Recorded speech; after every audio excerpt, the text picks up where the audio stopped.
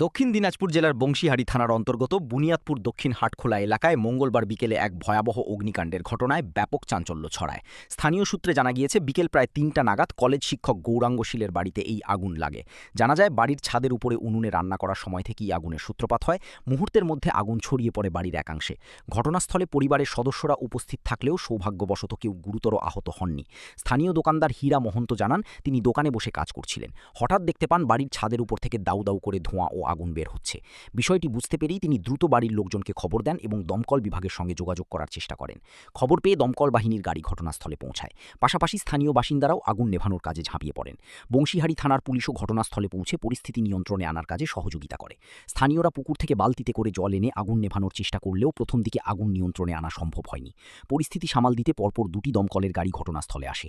দীর্ঘ প্রচেষ্টার পর দমকল কর্মী, পুলিশ এবং স্থানীয় বাসিন্দাদের যৌথ উদ্যোগে আগুন নিয়ন্ত্রণে আনা সম্ভব হয়। অগ্নিকাণ্ডে ঠিক কতটা ক্ষয়ক্ষতি হয়েছে তা এখনও স্পষ্টভাবে জানা যায়নি। বুনিয়াদপুর থেকে Rohit হাজরার report, RNTV news.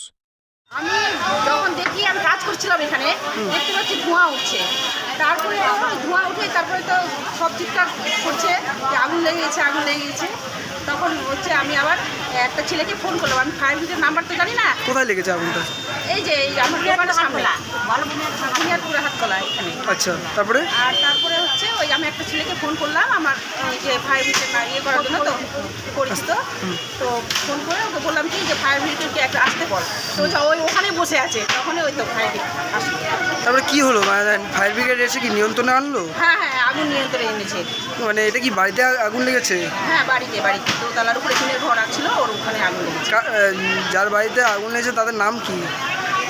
Gauranga শীল, নিতাই শীল। কি করেন তারা? কি করছিল ওই সময়? মানে কি ওই যে